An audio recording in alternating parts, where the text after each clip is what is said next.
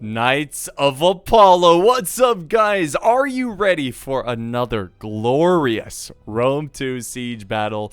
This one's gonna be pretty cool. I've got it paused because it's about to get juicy real quick. So we have a massive force from Nervii. They've got a huge vanguard force that is ready to ambush this Pergamon like isolated force here. Now this is really risky because you're dedicating a lot of resources to like it's a high risk where like you could potentially get a lot of kills here and make it worth it, but at the same time, look at this. You got 3 units of archers out in the open. They could easily be charged, or at the same time, they could easily get a lot of kills. So it's going to be pretty interesting to see how this turns out. I'm not going to say if it fails, I'm not going to say it's game over for the defenders, but they're definitely going to be in a big hole that they need to climb out of. So anyways, before we dive into this battle, just want to say you can support the channel by leaving a like, sharing, commenting, and of course subscribing and hitting the bell. There's also links down in the video description. One is to a game store where if you buy a game, you support my channel. And the other link is to Displate Metal Posters, where if you use the link, you'll get a discount and you support my channel. So let's go ahead. We'll look at the army comps or armies. So we'll see the the units as we watch it. So we have Nervii and the Seleucids defending the city, and then we have Pergamon and Rome. So 2 very good factions on each side. Pergamon's pretty solid. Nervii is pretty solid. I feel like Nervii is a little bit more situational. But anyways, here we go. Let's press play and see how this ambush turns out. So of course right away we've got some guerrilla swordsmen that are going for the siege equipment. Pergamon makes a smart move here. He's automatically gonna drop the siege towers, or let his men drop the equipment, if you get what I'm saying. And they're gonna try to set up a battle line here as quick as possible. Stay grouped up, I like that. And of course they're gonna wait for reinforcements to show up. And it looks like the general is gonna be the one rushing over to give aid to that small force here. Now we also have Nervii. Okay, consider this, guys. We've got 4 cav light horse coming over to help the vanguard units. So that's okay. Let's count this: 1, 2, 3, 4, 5, 6, 7, 8, 9, 10, 11. That's more than half of his army that he is sending out here to fight. And it's so risky because you're turning your defensive army, which has less resources than the attacking army. They get less funds, right? You're now turning it into an even battlefield, like a pitched battle, where you don't have the advantage. 1, you have less money. 2, you have less units, and it's harder to get as many kills. I love the aggressive play. It looks like they are breaking a unit from Pergamon, so there's that. Some Glacian swords. Cav units are going to run around. They're going to look for opportunities, but it's not looking good. Rome has now sent his general over to help out Pergamon. And we have the noble cav of Pergamon trying to scare off the light horse. Oh, this is mighty horse. Mighty horse. Medium melee horse. Okay. So they're gonna fall back a little bit. The cav's looking for some sort of opportunity. But look at this. Smart play. Smart play by the attackers. They are keeping their cav close to their archers. And even Rome is sending over infantry to help out. We got some Hastati. Not great, but it's not like these vanguard units of Nervii are that great either. So yeah, it's a big juicy battle that is a bloody one. And Pergamon is losing some units. They got the general. The general is at risk of dying. Obviously whenever you throw your general into a fight, there's a chance he will die. Ooh, he's taking some heavy losses. The archers are focusing fire. Now, this would be a pretty big win right here if these hunters were able to pull off a kill on the general. At least they got something that would really greatly benefit the battle or change the battlefield. And now we've got the light horse going forward, going for some skirmishers. Picked Peltis. So that's a big win right there for this surprise ambush attack. And they are going to keep going and go to the next layer of archers. They're doing some damage to the archers, but I feel like it's not game changing. It's not like they're going to lose these skirmishers completely. They might lose 10 guys, 20 guys. They might even get them to break. But as long as they have like 50, 40 men left, I don't think it's that worth it. And then over here, we've got another charge here of swordsmen going after the Hastati. Who would have thought the Roman infantry would make it over here and actually contribute? Because they were so far away. And a nice rear charge here by some Galatian swords. And that's going to be probably the end of this unit as it is completely surrounded. Now, if I was Nervii, I would be very nervous. See what I did there? I would be retreating these archers back into the city. And for them to be able to do that, they're looking pretty good because they're hidden right now from the enemy. But the fact that they're actually able to retreat their archers and get them back in the city is a huge win for Nervii, because they could have easily have lost them to the Roman cav, the generals, and whatnot. By the way, how is the general holding? Looks like he is still alive. Let's see, where is he? Maybe. I think that's him right here. I don't know. I need to turn back the notifications. So, like, when a general dies, I'll get a notification. I turned it off because I don't know why I turned it off, but it's just turned off. So I'm not sure if the general is alive or not, but we do have one unit of mighty horse that is basically making the ultimate sacrifice to save the archers. And that's exactly what they need to do. Exactly what they need to do. And the Pergamon general was thinking about charging in, but he decides to fall back. And that's probably for the best. It would probably be for the best for the general to not engage in any more conflict or battles for the rest of the battle, as he is very low, unless it's like a desperate attempt to do something. And now the mighty horse is kind of riding around. I think they're trying to take care of the Roman horse before the swordsman meet contact with them, and sure enough, they are able to disengage. They do not kill the Roman cav. Very close. They do inflict a lot of casualties. They're down to 28, but not enough to completely break them. And now the waters calm down. There's a calm before the storm. We got a little taste of the storm, right? A little surprise attack, which I'm sure Pergamon did not expect that, but was it worth it? That's the ultimate question. Do you think Nervii gained enough there? Personally, no. I don't think they did. I wish I could see the stats of the dead soldiers, the dead units, just to see how many kills they got.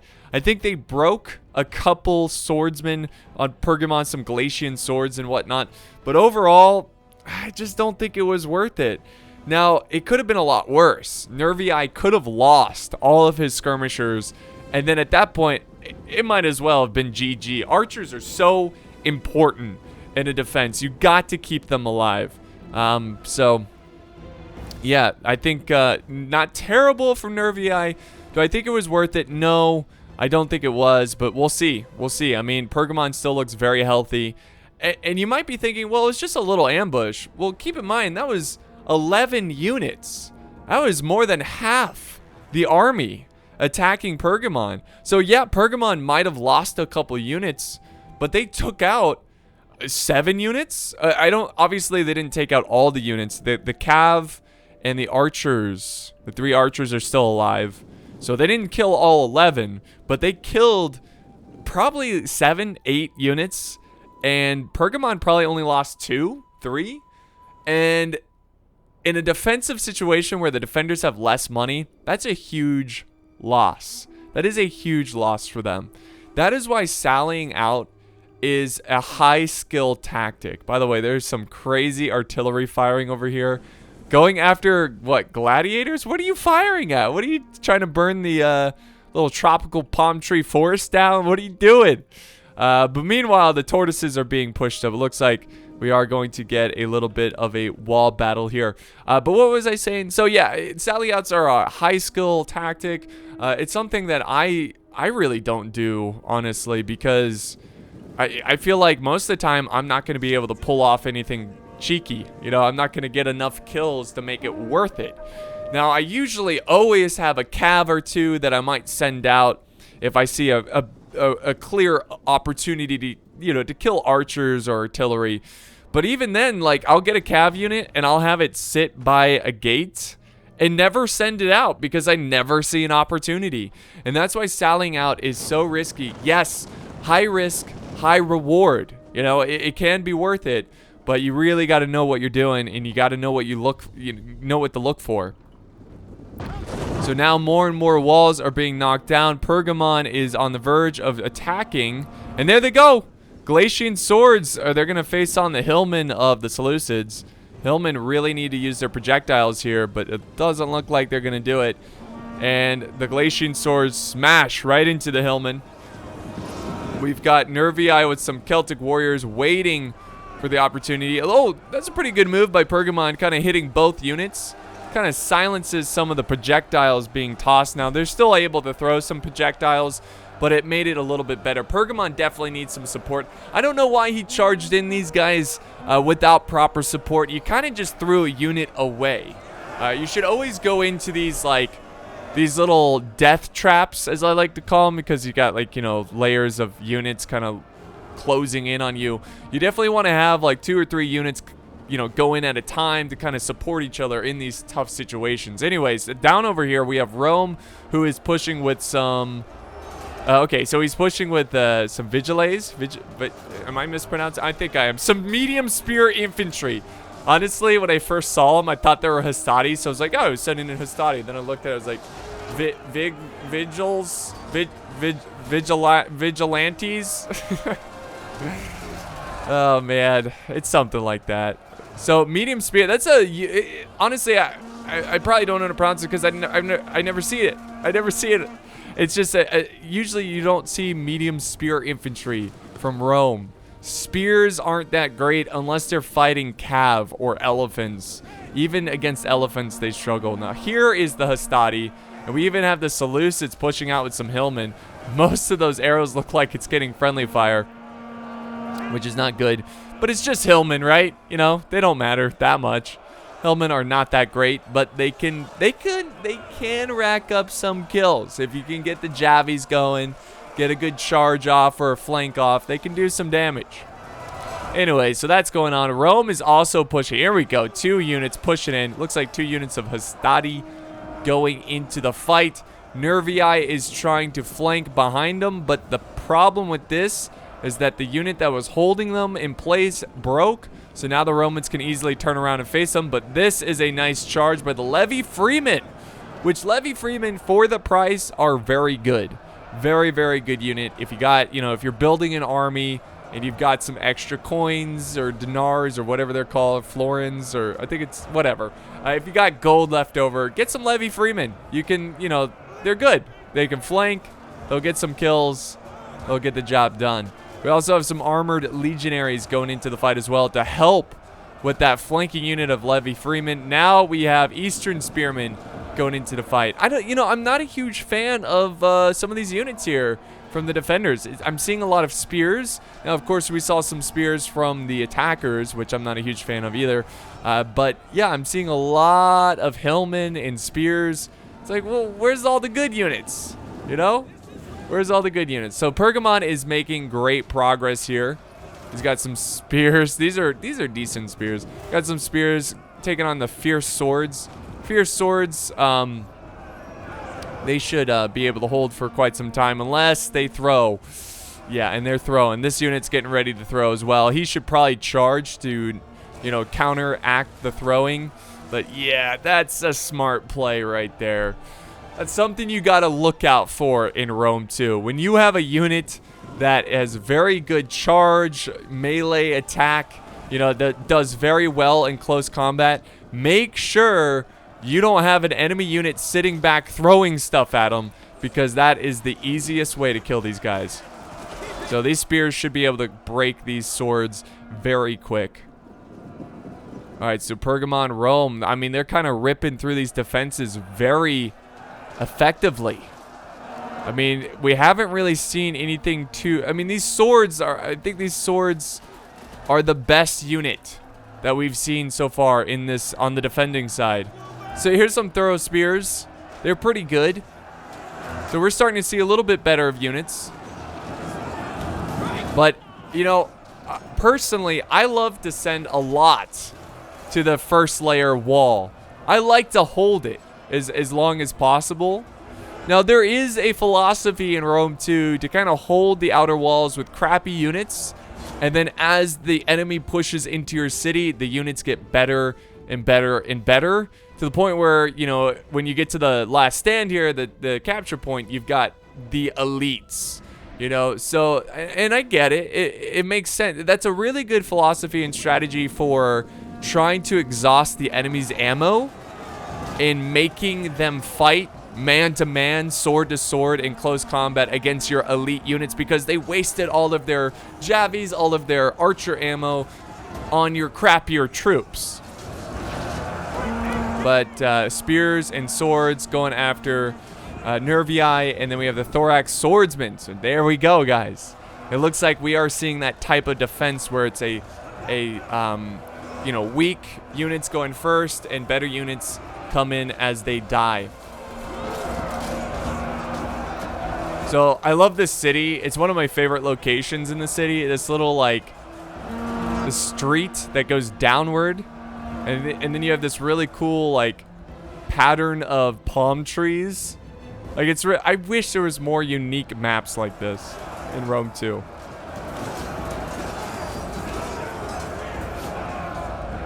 So that's a great fight. Looks like Nervii is breaking.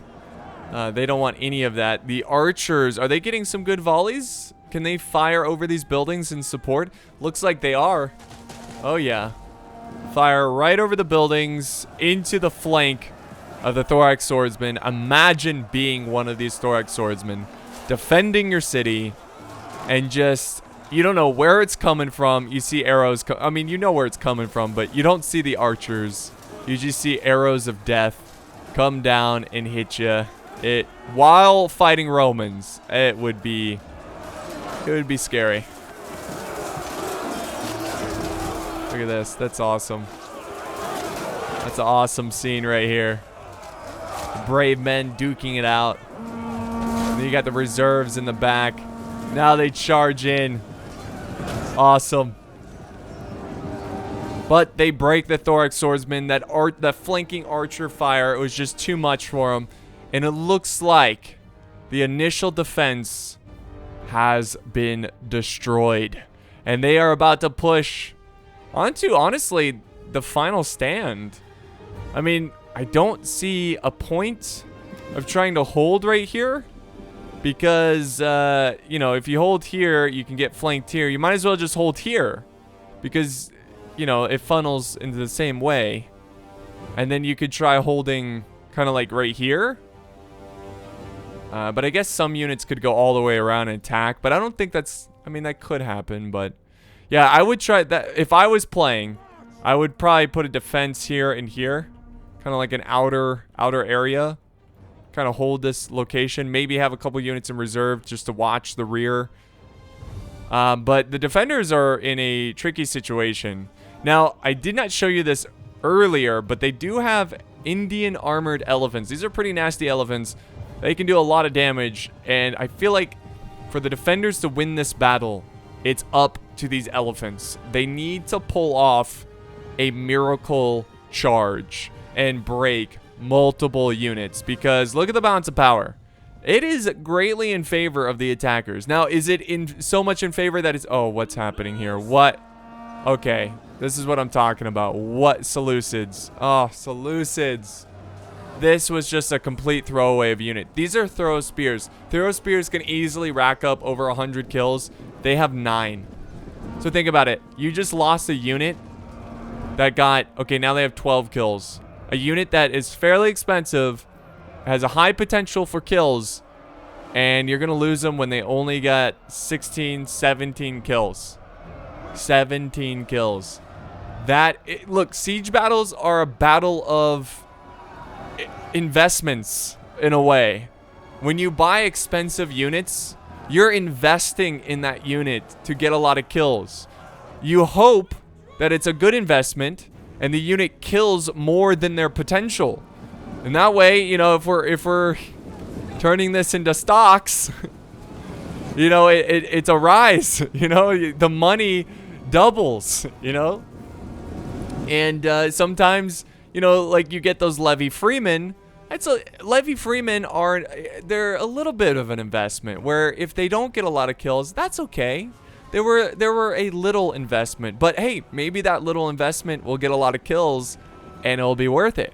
So that's what I'm trying to say is like these battles are a battle of investments, a battle of attrition, a battle of conserving ammo, trying to conserve troops, and making every unit fight to its fullest potential. And that's it. That's what siege battles are. That's all they are. And so far, I feel like the market for the defenders is turning red. It's going down. And the market for the attackers, it's in the black. It's going well. So this is a stupid analogy, but you get what I'm saying. And I feel like obviously the balance of power agrees with me, and you know, it's looking really good for the attackers. Now, here's an opportunity, guys. Here's an opportunity. We have 1, 2, 3. Now, these are just Hastati, but it's 3 units. This potentially could be a great target for those elephants. Now, if the elephants can go in, because they have no anti-cav whatsoever. The only anti-cav they could have is the towers that they're about to capture. But if these elephants can go in, kill these 3 units, and preserve their numbers, right? If they only lose 1 or 2 elephants after killing these 3, maybe get another charge and do some more damage. What I would do is I would try to get the elephants to go after these Romans, fight the Romans, break them, and then fall back. Use the elephants for another opportunity. Let's see how that plays out. But for now, it looks like we've got a little bit of a skirmish battle. I love the river going through this city. Again, one of my favorite cities here because it's so unique. It is so interesting. But we got Pixelated who are moving up. They're going to try to toss and do some damage, which they certainly do to these archers. Yeah, it's going to be raining on these archers. They're so close to that front line. See, I don't know why. Yeah, this is tough. This is tough. This is very tough for the defenders. At this point, you might even want to just let them take this ground because you can use the walls up here for your archers. And that would give you a huge advantage in terms of like height, like a vantage point advantage. But then again, you give up a lot of ground, but that's okay because this is a tough position to attack. So I would, if I was the defenders, I'd probably fall back more because of the superior firepower of their archers. Well, to be fair, the defenders still have a lot of archers too, so it seems to be going okay. Oh. So we got slingers and auxiliary. Yeah, no. The attackers have the superior firepower in this situation because of those Syrian archers. I don't think the Seleucids brought any Syrian archers. Let's see, up here. No, they're just standard archers. You know, up here they're going to do pretty well, but down here the archers are going to get slaughtered. But yeah, we definitely have a bit of a Mexican standoff here as the two forces do not collide and fight. Over here it's pretty safe for the defenders. Nothing too big of a push. That's looking good. But I think pretty soon Pergamon's going to push in. Now we have 4 Roman units. One of them being veteran legionaries. Uh-oh. Hold on. Okay, is this the game-changing moment, guys? Is this the moment? The turning point for the defenders. Is it the turning point? Super heavy elephants. They got nothing. They got nothing for these elephants. I don't care if these are veteran legionaries. They don't have the tools required to take on the elephants. Now, the elephants are they're here. They can see them. They are no longer hidden. And they just got to keep pushing. Oh my god, if they can break all these men, that might just save the day. Because really, there's not a lot of Roman infantry over here. And now the infantry is clashing over here. Right in the market of the city. poor people's, their poor businesses are burning down. All their inventory is just... I've been playing too much Bannerlord, and to see inventory like this just burn. Oh, man. The javies that went into these spears. And now archer fire. Oh, but we got archers in the back that are breaking from the defending side. Oh, wait a second. Uh-oh. Oh, here we go. Here we go. Elephants go in. I think the Romans saw it because it does look like... Okay, they're going to use trample. It does look like archers are... Yeah, archers are coming over to deal with the elephants. But this is huge, guys. The elephants are wreaking havoc. Whatever, you get what I'm saying. 270... 80 kills now. 280. And they completely shattered all these Romans. Just keep killing them. Now the question is, can they escape out of this? Nervii.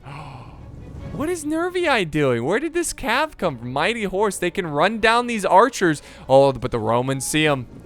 But that's okay. The elephants now have an exit strategy. They can fall back. But they are not falling back. No, no, no, no, no. They did not lose a single elephant in that charge. They're exhausted. Fall them back. Preserve your elephants, because there will be another time. You're running way too close to these archers. All right, I'm going to do some slow motion here. Explain how this was a critical error. He should have kept the... Okay, so he could have fallen back the elephants because this mighty cav would protect them from the archers. And then all he had to do, get them back, walk them, let them recuperate, let them recover. It's like almost 2 in the morning here. Let them recover and then let the elephants strike another time later. Maybe the Romans will use their ammo on the infantry rather than the elephants. But let's see what these elephants are doing. They're going for another unit. They're at 334 kills, guys. 330. They're running amok now, which is not bad. But a lot of the Romans that broke are returning to the fight. But they're not quite the same as they once were. Now the elephants are starting to fall. A lot of javies. What are they called? Man, what is going on? I have just complete brain fart. Peltis? No. Pila. That's Pila. They're throwing their Pila or Pilum. Alright, and then here comes a charge from the archers after the Celtic slingers. And now we have Nervii's general who's up here trying to hold this one. And then we have the cav running down some archers over here, but they are depleted and breaking. But they got 102 kills, which is not terrible for the mighty horse. Over here, for some reason, we have some thorax swordsmen going in. Why? Why would the Seleucids push a unit so far up? I guess they really wanted to get to these archers, but at this point, I'd be trying to conserve as many units as possible for the final stand at the town center. The elephants are dead. The elephants are dead. So, again, I think this was a critical mistake with the elephants. The elephants ended up getting a ton of kills, but as soon as they committed this way and they started to run amok, it was over because the infantry just threw their pila and the elephants fell very quickly, and they could have easily have retreated them, rested them, and used them in a very close quarter situation near the town center. But again, it's always easier to sit back and to criticize, and I don't like to use the word criticize. I'm not really criticizing. I'm just saying, in my opinion, I think it was a mistake. I don't know. Again, when I play the game, you guys see me play all the time when I'm streaming live. I make mistakes all the time, and I usually just casually play, you know? So, I'm not gonna act like this is some big league situation. Pro plays, there must be pro plays all the time. I just hope that I can help you guys by learning through the mistakes of the players and whatnot. But I think now is the time to fall back and prepare the final stand. It looks like he is doing that. He's got some spears. Do they have pikemen? Shield bearers. They're pretty good. Okay, they have levy pikemen. Levy pikemen are not that great. They crumble very quickly to archer fire. Most pikemen do, but especially the levy pikemen. Oh no, now they have to sacrifice a spear unit to slow down the advancing infantry. And it's looking pretty rough here for the defenders. I'm not going to say it's over. It really comes down, again, whenever you're playing these battles, always look at what you have and what you can do. It's going to come down to the pikemen. That's what it's going to come down to. We do have the thorax swords getting surrounded here. Again, this is why I wouldn't push infantry this far away from the main center, because these thorax swordsmen could have gotten a lot more kills if they didn't get surrounded, and by pushing them out so far, it makes it easier for them to get surrounded. They did end up with 103 kills, which is not terrible, but they could have gotten a little bit more kills. Now we got archers running away from archers. Pretty sure these archers can beat these guys, just based on numbers.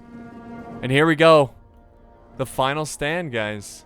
The final stand. Wait, what's going on over here? Oh no, what is this? Persian hoplites fighting Galatian swords. This should be a victory for the Galatian swords. Persian hoplites, they're very depleted, and I don't think they really stand a chance here. But again, why send them into a fight? Just like retreat everyone. Every single soul that you can save for the final stand will matter. It adds up. But maybe he felt like he could have. I think he could have, you know, been able to fall back right here. Oh boy, here's the problem. Okay, these archers are out of ammo. They have peltis. Can they reach? Can they throw from this distance? I don't think they can. And now we have Pergamon ready to push. Good to see Nerviai's general is still alive. Doing pretty good. I always like to see generals like fight a little bit and then fall back and fight again and then fall back all the way to the final stand. Like, it's just kind of epic. Alright, Pergamon charging up the stairs here. Look at this fight. Look at that. That's an epic scene right there. You got the monument back there. The beautiful structures. The men's making their stand. Holding. Now they're going to fall back and use the deadly skirmishers that apparently still have a lot of ammo. Lots of projectiles, and they're just going to chew up. Yeah. Keep your shields up, men. Oh no, don't send up the pikemen yet. Pergamon is just pushing on the flank. Why did they not send any infantry that way? But yeah, they've got the pikemen getting into position here, standing with the archers in an epic formation. And then now we have 2 units of picked peltis going after the archers on the flank. So the enemy, the attackers, have fully surrounded this defensive position, and they're gonna need a miracle to win this. These spears are causing a problem.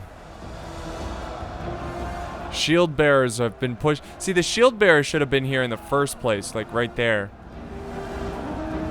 They should kill these spears from Pergamon. But look at this, like there's still a ton of units way back here.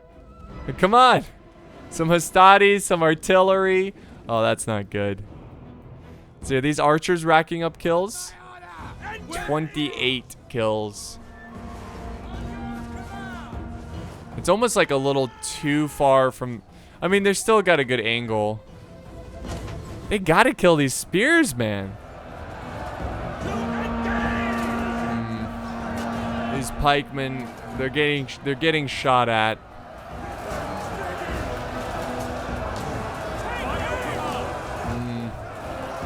They're losing more and more men. Pergamon just doesn't want to quit on this flank. The shield bearer is trying to take care of him.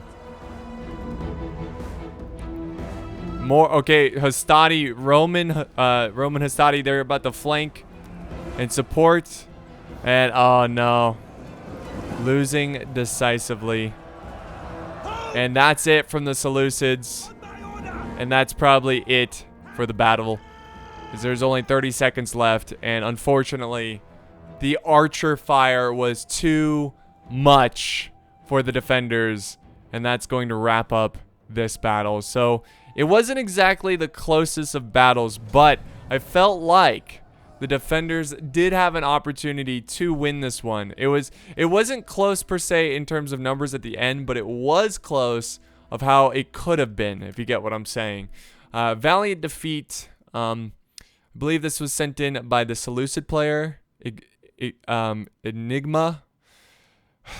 I'm terrible with words today and every day. But yeah, they got about the same amount of kills. Curry ketchup, okay. So good plays. Again, the elephant getting almost 500 kills. Elephant almost pulled it off.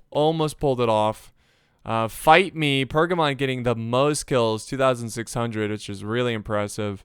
And then Rome playing their part as well, taking care of the elephants. Sure, they lost a lot, but they took care of them. So that's going to wrap it up here, guys, for this battle. Don't forget to leave a like, share, comment, subscribe, hit the bell. Also, don't forget about the links down in the video description. Thank you guys so much for watching, and I'll see you next time on the battlefield.